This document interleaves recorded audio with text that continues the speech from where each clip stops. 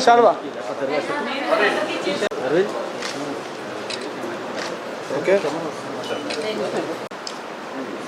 CO sir अना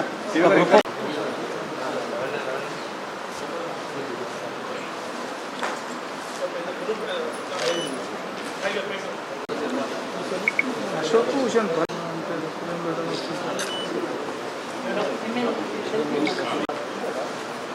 CO cooption కొద్దిగా వెనక్కుంటే sir ఎందుకు ఏదైనా తీసినా కదా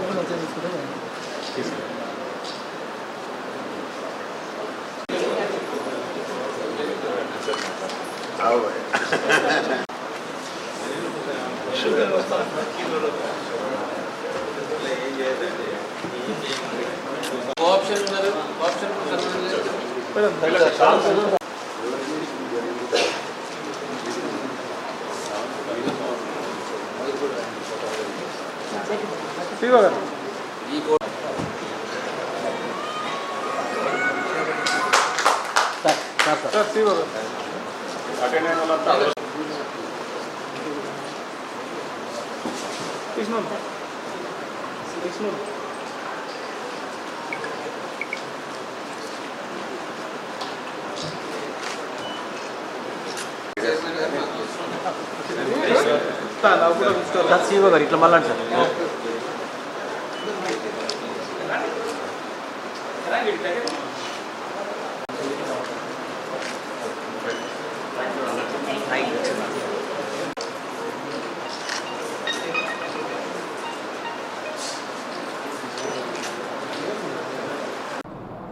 ఫిబ్రవరి 27వ తారీఖు నుంచి ఎమ్మెల్సీ ఎన్నికలు, ఆ తర్వాత పార్లమెంట్ ఎన్నికలు. ఎలక్షన్ కోడ్ వచ్చిన సందర్భంగా జెడ్పీ సమావేశాలు జరగలే. అలాగే అంతకంటే ముందు సెప్టెంబర్, అక్టోబర్ నుంచి కూడా ఎమ్మెల్యే ఎలక్షన్స్ కోడ్ రావడం, ఎమ్మెల్యే ఎలక్షన్స్ ఉండడం, ప్రభుత్వం మారడం, వీటన్నిటితోటి కూడా మధ్యలో కేవలం ఒక్కసారి మాత్రమే జెడ్పీ సమావేశం జరిగింది. అలాగే కాలపరిమితి పూర్తవుతూ ఉంది. జెడ్పీటీసీల కాలపరిమితి పూర్తవుతూ ఉంది. చైర్మన్ గారి కాలపరిమితి పూర్తవుతూ ఉంది.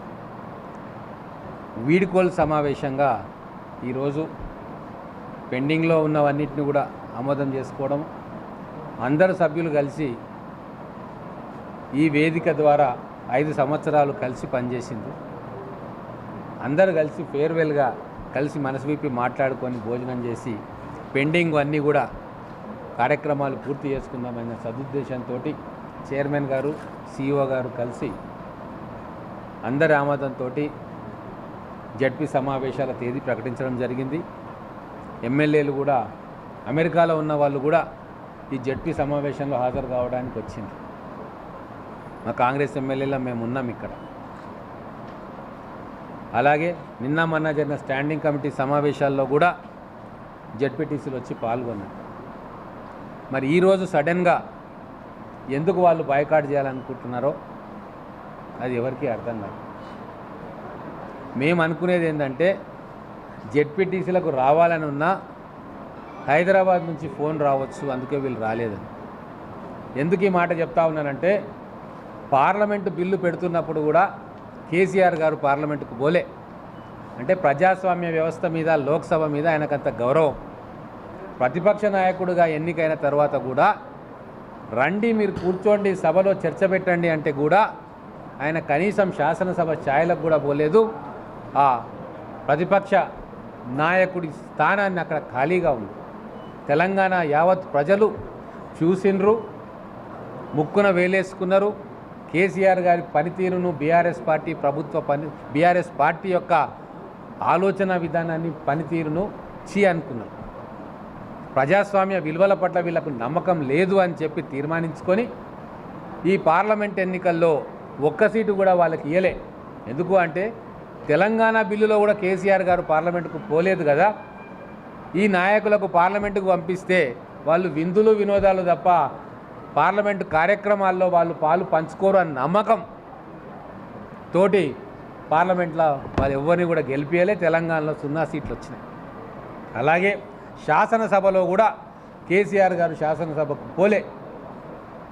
ఇక జనాలు తీర్మానించుకున్నారు శాసనసభకే పోని వీళ్లకు వచ్చే ఎలక్షన్ల శాసనసభ్యులను కూడా ఇవ్వద్దు ఈ పార్టీకి అని చెప్పి తీర్మానం చేసుకున్నారు.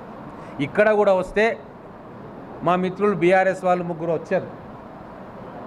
వాళ్ళకు ధన్యవాదాలు చెప్తా ఉన్నా. ప్రజాస్వామ్య ప్రక్రియ పట్ల గౌరవంతో వాళ్ళు వచ్చింది.